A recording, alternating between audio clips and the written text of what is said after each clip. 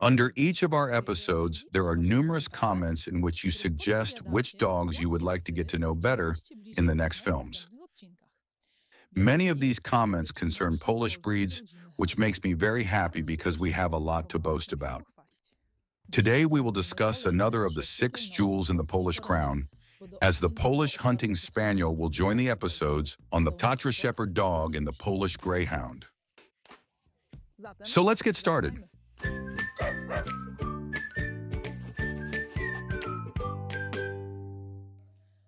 I will reveal to you that I have a special joy in making this episode because today we are hosting a visit to someone really special. You may have noticed that when presenting the history of certain races, I sometimes mention the so-called guardian angels. Just like the already discussed German Shepherd or Landseer, the Polish Hunting Spaniel also has its own guardian angel, without whose work, commitment, and enormous passion, this breed might not exist today. And for the first, and probably only time in the history of this channel, I had the honor of inviting this special person to our episode. In a record setting, members of the Polish Kennel Club in Poland will talk about the Polish Hunting Spaniel breed. Mr. Andrzej Krzywiński, PhD, together with his wife Christina, owners of the kennels I Szerokiego Boru, reproducer of the Polish Hunting Spaniel breed, breeders, international judges, and veterinarians, Mr. and Mrs. Małgorzata Supranowicz, and Dr. Tomasz Borkowski, owners of the Saska-Hanna Kennel, breeders, members of the Polish Hunting Association, and falconers, Mr. Irenusz Wasilewski and his wife Agnieszka, a veterinarian, owners of the Basilowa Sfora Kennel, breeder Mrs. Dorota Barska-Baranowska, club secretary and editor-in-chief of the Polish Hunting Spaniel Bulletin, owner of the kennels Krainy Bocianych Gniazd. But before the experts share their vast knowledge and experience with us, we will first start, as always, with a story. We first encountered the Spaniel on this channel in an episode about the Cavalier King Charles Spaniel. However, this one, unlike its distant Polish cousin, belongs to the group of so-called miniature Spaniels of ornamental importance.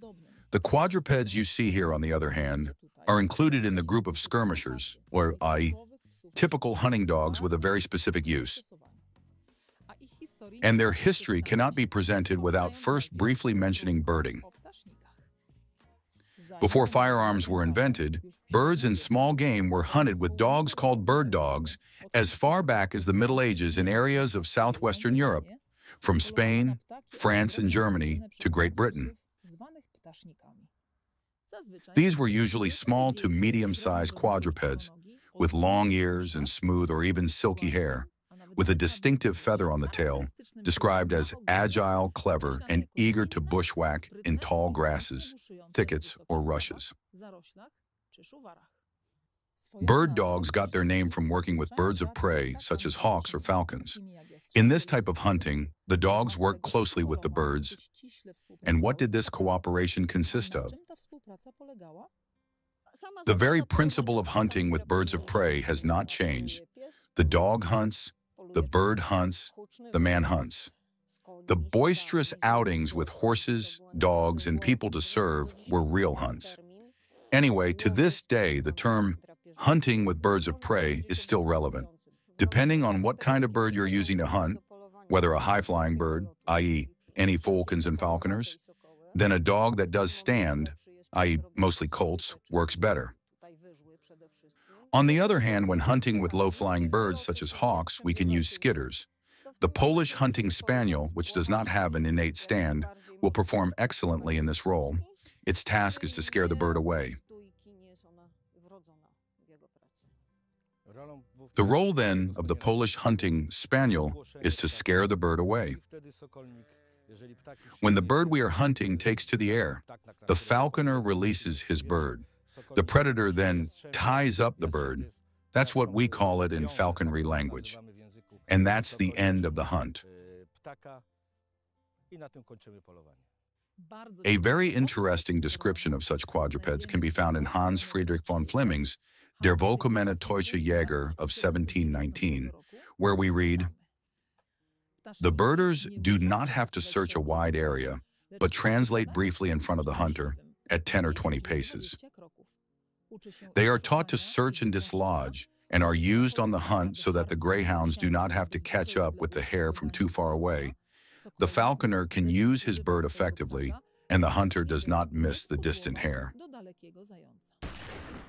Interestingly, in France, birders of the time were sometimes called espion, or spy, because, to quote Fleming, they discover everything and reveal everything, or espagnols. And from this word, it is close to the word espagnol, or spaniel. Alongside hunting with dogs, hunting with birds of prey was a favorite pastime of the elite of medieval Europe. In the 15th century Book of St. Albans, for example, we can read that for the emperor, the eagle was most suitable, for the king, the white-tailed eagle, and for the prince and count, the peregrine falcon. Continental bird dogs arrived in England in the Middle Ages, and numerous types of spaniels were developed there, which quickly became very popular.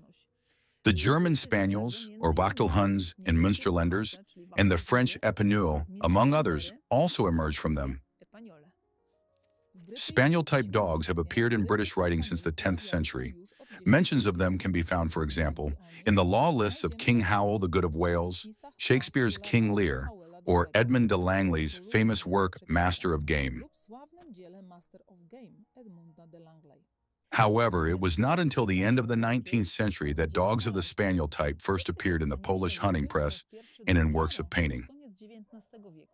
At that time, representatives of the nobility from foreign travels and hunting expeditions imported both noble-blooded horses and numerous hunting dogs, such as colts, setters, and muggers, into the country, but sometimes also spaniels.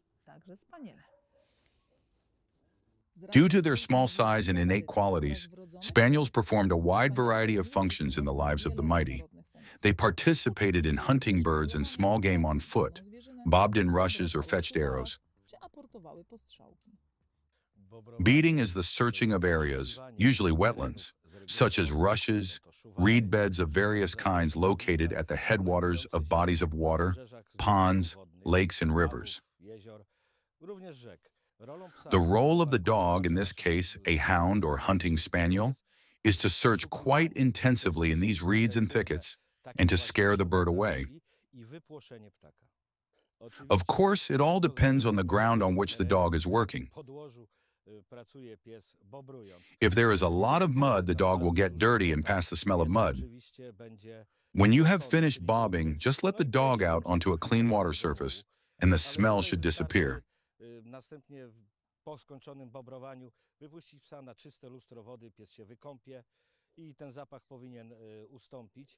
What's more, because of their cuddly disposition and charming appearance, spaniels were already desirable family and companion dogs. As I have mentioned many times in other episodes, breedings of purebred dogs in the past were rare. Usually, the overriding value was the usability of the dog rather than rigidly delineated standards of appearance. Naturally, this also applied to spaniels. Hence, type dogs imported from abroad were usually used for mating. British spaniels, including Springers, Cockers, Sussexes, Field, and, now extinct, Norfolk spaniels, were particularly frequently imported. French Épineuls also arrived somewhat less frequently. Although the quadrupeds of that time were obviously different from the breeds we know today, they all had one thing in common: their utility. What was it all about? In the 20th century, this subject was perfectly described by August Stolkman's pen in one of the issues of Polish Hunter. There we read, "Dogs were not allowed to stray too far from the hunter, because the purpose of spaniels is not to herd birds uselessly in thickets, but to drive them away without standing still. Dispersing game outside the hunter's shooting perimeter would serve no purpose." Spaniels were known as dogs that were very resistant to harsh climatic conditions. They worked efficiently in the mud, scrub, and rushes of the vast eastern steppes or in dense forests. Their characteristic brownish-red coloring with patches and stitching blended in perfectly with their natural colors, allowing the quadrupeds to remain barely visible to game during hunting. A depiction of them can be found, among others, in the book by Morris Trabulski, Dogs, Breeds, Breeding, Training and Treatment from 1928. which depicts a Springer Spaniel typical of the time, confusingly similar to today's Polish hunting spaniels. At the beginning of the 20th century, dogs of this type were bred in large numbers, especially in the eastern borderlands of Poland. One of the breeders was Princess Izabela Radziwiłł, who bred spaniels under the nickname Lwa at her estate in Mankiewicz-Polesi on the basis of valuable Springers and Cockers imported from England. Other well-known breeders of these four-legged dogs were the Polish Kozul Poklewski family in distant Siberia, Emmerich Nowicki in the borderlands, or Polish President Ignacy Mościcki, who lived and hunted with a whole pack of spaniels. One of his favorites was reportedly the chocolate white Tymek. This was until the outbreak of the Second World War, which brutally changed everything. After 1945, the eastern lands of the Polish Republic passed into the hands of the Soviet Union, and the noble estates were nationalized. The previous inhabitants had to leave them, and all movable property, including dogs, was taken from them. Fortunately, thanks to their abilities as excellent skitters, some of the four-legged dogs survived the war years here and there with hunters. And in the 1970s and 1980s, the adorable spaniels became a hit among urban companion dogs. It is around this point in history that our guardian angel of Polish spaniels, namely my guest today, Dr. Andrzej Krzywiński, appears. This scientist, known on several continents, a longtime employee of the Polish Academy of Sciences and creator of numerous original scientific programs, is also a brilliant behaviorist, forester and lover, and expert on wild animals. And since the 1970s, also a breeder and enthusiast of hunting dogs. Dr. Andrzej Krzywiński and his wife specialized in the breeding of hunting breeds, such as Jagd Terriers, rough-haired Dachshunds, and West Siberian Laika. Until one day, thanks to their scientific contacts from abroad, they had the chance to see with their own eyes the hunting dogs and the type of the old late pre-war spaniels. Thanks to these contacts, Pestka, who today can be considered the great-grandmother of all Polish hunting spaniels, came to Poland. At a symposium in the Komi Republic in the town of Yaksha, my husband met a Russian who, as a result of this acquaintance, later began to visit Poland.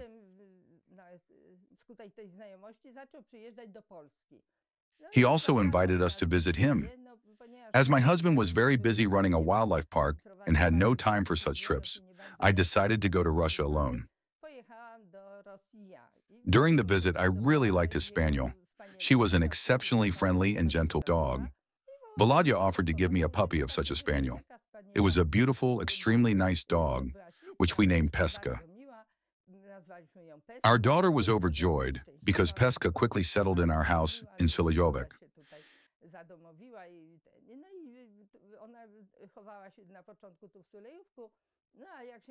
When the school year ended, our daughter went with Pestka to her husband, who was staying in Kadzidłowo. Since my husband couldn't find a dog with a character similar to Pestka's, he found this brown-striped spaniel-type dog.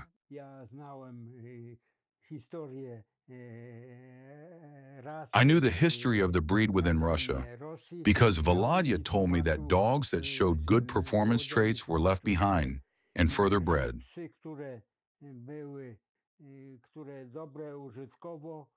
Among others, this dog, the puppy I got from him, turned out to have a very characteristic, strongly arched head. I was keen to preserve these characteristics, so I made cement and plaster casts of her head so that I would have a model and not lose the distinct characteristics that spaniels of this breed should have in the future.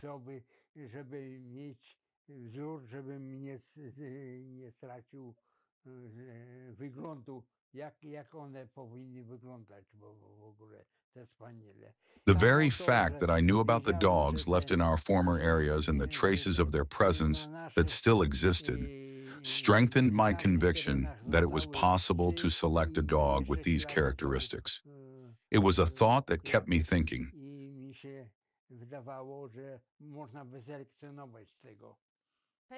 Pestka was somewhat unusual in that she had a strong muzzle, which my husband really liked. She was also distinctive with her brown brindle coat and white tail end. Many dogs also had white spots on their head, which added to their unique appearance. I was aware and knew that just before the war, a very successful dog had been imported to Poland, whose conformation matched my ideas of the ideal spaniel. The Radziwiłł Duchess had brought him into the country, and the dog's name was Rolik. Since he arrived before the war itself, he had the opportunity to cover many bitches that hunters specially brought in. As a result, efforts were made to maintain the characteristics of his conformation, which were highly valued at the time.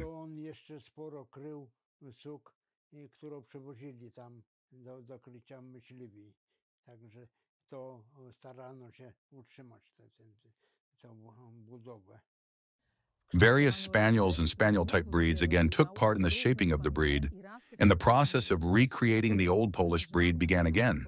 Again, as before, their performance was important, but this time the breeders also tried to consolidate the exterior type.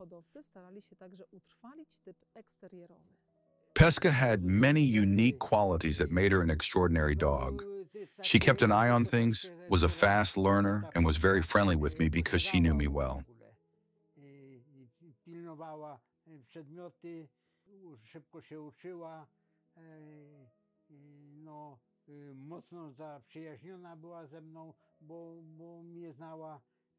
Hunting was a lot of fun for her, and because of that, she quickly became my dog.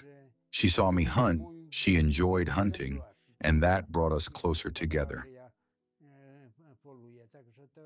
I thought that reintroducing such dogs could be very useful. Her mother was a hunting dog, although we took Pest initially as a companion dog. Nevertheless, she had all the characteristics of a hunting dog in her.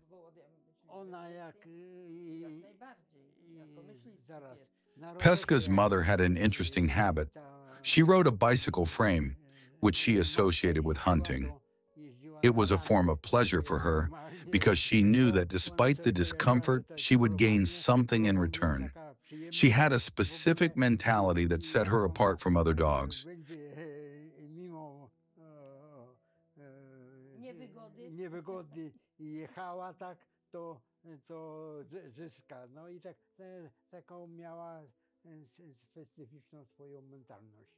At home much later, I had my female dog. She was extremely friendly and very protective of me. For example, when she went on long walks with me, she never strayed away. I could spend 2 hours in the woods and not once did I have to call out to her. She always stayed close and stayed in sight. She was very obedient, unlike the Jag Terriers who, when they ran into the woods, you had to look for them later. Spaniels are wonderful dogs, and this one of mine particularly stood out for her friendliness. She loved children. She watched over them and was very gentle with them. She kept an eye on the young children and was generally very friendly at home. Of course, I didn't hunt with her. Pesca learned to climb ladders. She didn't have a problem doing it, and the fact that she learned to do it was very interesting and special to me.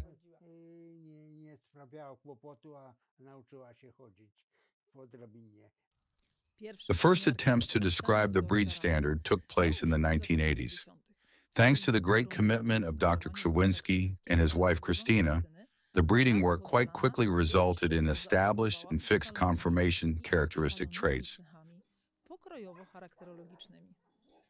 This is evidenced, among other things, by the participation of their dogs in experimental behavioral research programs in Estonia, Sweden, and the Warsaw University of Life Sciences, where only dogs with highly aligned and highly heritable traits could qualify. Here, as a small digression, I would like to draw your attention to the fact that the creation of a new breed is primarily the scientific work of experienced naturalists and cynologists, supported by many years of research and breeding facilities. It is not enough to take two dogs of two different breeds and cross them. The effects of Dr. Krzewiński's breeding work were first presented to the general public during the second Festival of Hunting Dogs in Spale in 2015. At that time, a dozen dogs and bitches of various ages, very even in type, were presented. A year later, the same festival was already attended by 30 specimens of Polish hunting spaniels on which zoometric measurements were taken, confirmed by photographic documentation of the breed's aligned exterior. In the same year, the Kennel Club of Poland made a breakthrough decision that from the 1st of January 2017, a preliminary book was opened for the Polish hunting spaniel, with simultaneous admission to participate in dog shows as an unrecognized breed. The starting point in considering a purebred dog is the answer to the question of what such a dog actually is. According to the definition of the Department of Genetics and Animal Protection of the Warsaw University of Life Sciences, a purebred dog is a dog that meets three main features. Firstly, its appearance must be close to the breed standard. Secondly, its behavior should correspond to the description of the standard. And thirdly, it must come from ancestors of the same breed whose generations are documented, preferably 4 to 5 generations. If there are 4 generations, the dog can be entered in the Polish pedigree book. 3 generations are accepted by the International Kennel Federation. To reach this level requires proof of ancestral relationship, which is documented in the preliminary book. This means that if we have the first generation and the dog's parents are not known, the dog is entered in the preliminary book. The dog must pass a review by an international judge who is qualified to judge the breed or group of breeds in question. Based on this inspection, which confirms that the dog meets the breed standard in terms of conformation and character, the judge registers it as a representative of that breed. Only when these conditions are met, the 4th generation of the dog can be entered in the Polish pedigree book. Any dog missing anything in the 4th generation has a preliminary book. The introductory book is open to Polish Spaniels because we are working on restoring them. It used to be open to all Polish breeds, but now I am not sure if it is available to all or only to some. For breeds that are already well established and we have many pedigrees, such books are closed. This means that you can't just come with a Doberman and say, please enter him in the preliminary book, because for many breeds, the preliminary book is already closed. If a new breed is created or a breed is recreated, the dogs that belong to it, the entire population, must conform to the exact characteristics specified in the pattern, both in terms of appearance and psyche.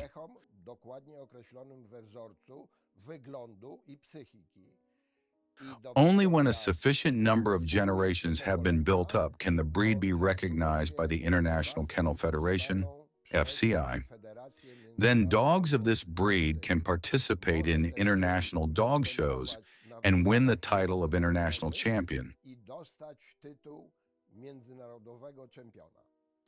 Prior to FCI recognition, breeds such as the Polish hunting spaniel, for example, can be recognized by the Kennel Club in Poland and can win the title of Polish champion in our country, even if they do not have a full pedigree spanning 4 generations.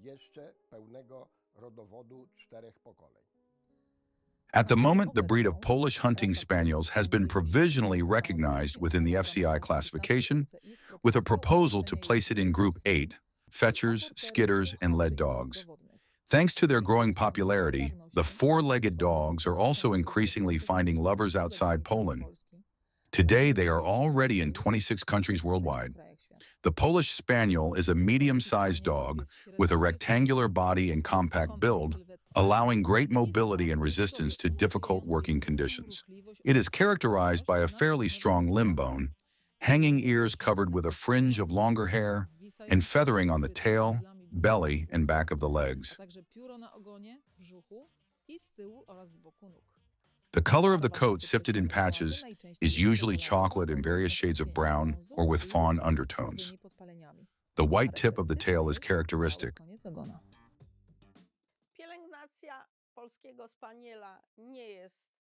Grooming a Polish Spaniel is not difficult, but it's also not as if it doesn't require any attention. I have had dogs of 39 breeds in my life, and the most labor-intensive was the large white poodle, whose grooming took me about 8 hours a week, depending on whether he was going to a show or not.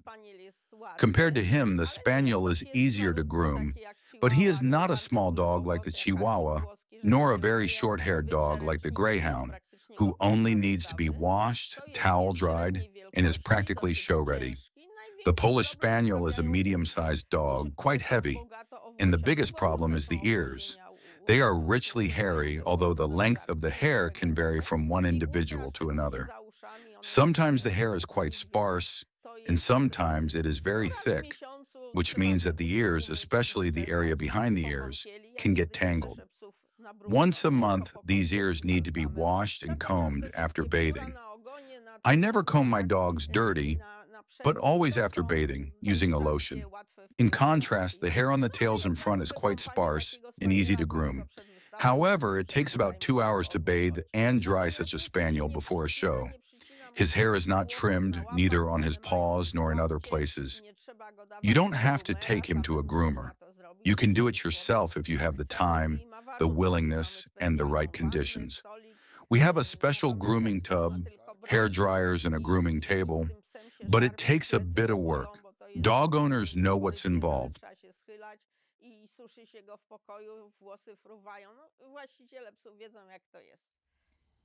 Balanced and composed, yet highly intelligent, the Spaniel is relatively easy to train. It crouches almost silently, crawls and crawls when it sniffs out birds, but waits respectfully for a cue from the hunter before scaring them away by barking or jumping. But it is also perfectly suited to other activities besides hunting. Polish hunting spaniels are dogs that are very cooperative with humans. In this respect, they are exceptional. I know that many breeds can be described as exceptional, but owners of Polish hunting spaniels know very well what I am talking about. This uniqueness lies in their very close contact with humans and their mental cooperation. Polish spaniels that have a well-built relationship with their handler are able to do really a lot for him. In fact, all kinds of sports and activities are within the Polish hunting spaniel's reach. And all kinds are practiced: flyball, agility, obedience. Of course, Polish spaniels are famous for their olfactory work, so also nose work and man-trailing are activities that are close to them.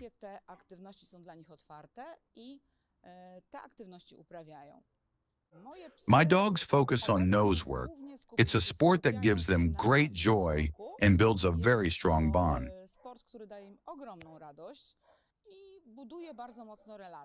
Since 2015, I have been running a Facebook fan page for the Polish Hunting Spaniel, where we started a search for dogs from Kadzidłowo. I set it up when the breed was not yet accepted by the Polish Kennel Club, and there I started searching for all Polish hunting spaniels that were born in Kadzidłów.